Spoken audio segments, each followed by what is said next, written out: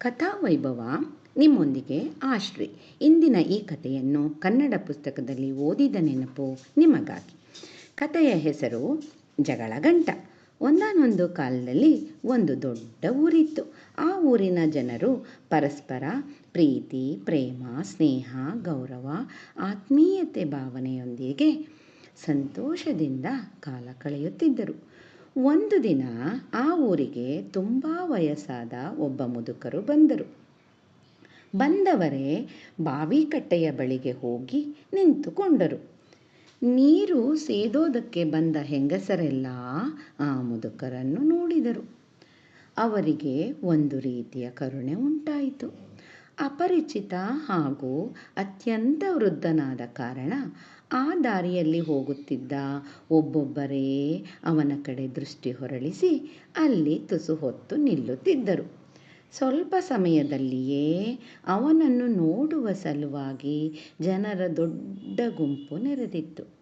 ಆ ಗುಂಪಿನ ಮಧ್ಯೆ ನಿನ್ನ ಹೆಸರೇನು ಎಂದು ಒಬ್ಬ ಕೇಳಿದನು. ನನ್ನ ಹೆಸರು ಜಗಳಗಂಟ ಎಂದನು ಮುದುಕ. ಜಗಳಗಂಟ? ಹಾಂ, ಹೀಗೂ ಒಂದು ಹೆಸರಾ? ಹೆಸರು ಒಳ್ಳೆ ತಮಾಷೆ. ಜನರು ಕುತೂಹಲಗೊಂಡರು.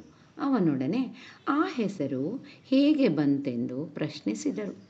ಮುದುಕನು ಹೀಗೆಂದನು. ನಾನು ಎಲ್ಲಿಗೆ ಹೋದರೂ ಇಚ್ಛಿಸಿದಾಗ ಜಗಳವನ್ನು ಸೃಷ್ಟಿಸಬಲ್ಲೆ. ಅವನ ಮಾತನ್ನು ಕೇಳಿದೊಡನೆ ಅಲ್ಲಿಯ ಜನರು ಆ ತಮಾಷೆಯನ್ನು ಪ್ರದರ್ಶಿಸಬೇಕೆಂದು ಅವನೊಡನೆ ಆಗ್ರಹದಿಂದ ಕೇಳಿಕೊಂಡರು. ಜನರ ಗುಂಪಿನಲ್ಲಿ ವಿವೇಕಿ ಪುರುಷನೊಬ್ಬನು ಹಾಗೆ ಮಾಡಿಸಬೇಡಿರೆಂದು ತನ್ನವರೊಡನೆ ಕೇಳಿಕೊಂಡನು. ಆದರೆ ಕುತೂಹಲಿ ಜನರು ತಮ್ಮ ಉತ್ಸಾಹ ಕುತೂಹಲಗಳನ್ನು ತಡೆಯಲಾರದವರಾಗಿದ್ದರು. ಒಂದು ಜಗಳವನ್ನು ಮಾಡಿಸಿ ನೋಡಲೇಬೇಕೆಂದು ಮುದುಕರನ್ನು ಒತ್ತಾಯಪಡಿಸಿದರು. ಆಗ ಜಗಳಗಂಟನು ಹೀಗೆಂದನು. ನನಗೆ ಹಸಿವೆಯಾಗಿದೆ. ಮುಂಚಿತವಾಗಿ ನನಗೆ ತಿಂಡಿಯನ್ನು ತಿನ್ನಲು ಕೊಡಿ. ಕೂಡಲೇ ಊರಿನ ಜನರು ಅವನಿಗೆ ರೊಟ್ಟಿ ಮತ್ತು ಬೆಲ್ಲವನ್ನು ಕೊಟ್ಟರು. ಮುದುಕರು ಹೊಟ್ಟೆ ತುಂಬ ರೊಟ್ಟಿ ತಿಂದು ಗಟ್ಟಿಯಾದರು. ಬೆಲ್ಲವನ್ನು ನೆಲದ ಮೇಲೆ ಚೆಲ್ಲಿಯೇ ಬಿಟ್ಟರು. ಸ್ವಲ್ಪ ಸಮಯದಲ್ಲೇ ಇರುವೆಗಳು ಬಂದು ನೆಲದ ಮೇಲೆ ಬಿದ್ದಿದ್ದ ಆ ಬೆಲ್ಲಕ್ಕೆ ಮುತ್ತಿಕೊಂಡವು. ಇರುವೆಗಳನ್ನು ನೋಡಿ ಗೋಡೆಯ ಮೇಲಿದ್ದ ಒಂದು ಹಲ್ಲಿಯು ಅವುಗಳನ್ನು ತಿನ್ನಲು ಓಡಿ ಬಂದಿತು. ಹಲ್ಲಿಯನ್ನು ನೋಡಿ ಬಳಿಯಲ್ಲೇ ಇದ್ದ ಮಿಠಾಯಿ ಅಂಗಡಿಯ ಬೆಕ್ಕು ನೆಗೆದು ಬಂದು ಆ ಹಲ್ಲಿಯ ಮೇಲೆ ಬಿತ್ತು. ಬೆಕ್ಕು ಪುನಃ ಹೊರಟು ಹೋಗುವಾಗ ಕಮ್ಮಾರನ ನಾಯಿಯು ಬೆಕ್ಕಿನ ಮೇಲೆ ಹಾರಿತು. ಬೆಕ್ಕು ನಾಯಿಯ ಮೂಗನ್ನು ಪರಚಿತು. ನಾಯಿಗೆ ನೋವಾಗಿ ಅದು ಕೂಗುತ್ತಾ ತನ್ನ ಯಜಮಾನನ ಬಳಿಗೆ ಹೋಗಲು ಕಮ್ಮಾರನ ಮಗನು ಕೋಪದಿಂದ ಬೆಕ್ಕನ್ನು ಹೊಡೆಯಲಾರಂಭಿಸಿದನು. ಬೆಕ್ಕನ್ನು ಹೊಡೆಯುವುದನ್ನು ನೋಡಿ ಅದರ ಯಜಮಾನಿ, ಅಂದರೆ ಮಿಠಾಯಿ ಅಂಗಡಿಯವನ ಹೆಂಡತಿಯು ಓಡಿ ಬಂದು ಆ ಕಮ್ಮಾರನ ಹುಡುಗನನ್ನು ಹಿಡಿದು ಹೊಡೆದಳು. ಕಮ್ಮಾರನ ಹುಡುಗನ ತಾಯಿಯು ತನ್ನ ಮಗನನ್ನು ಮಿಠಾಯಿಯವನ ಹೆಂಡತಿ ಹೊಡೆಯುತ್ತಿರುವುದನ್ನು ಕಂಡೊಡನೆ ತಾನು ರಣರಂಗಕ್ಕೆ ಹಾರಿ ಮಿಠಾಯಿಯವನ ಹೆಂಡತಿಗೆ ಹೊಡೆದಳು.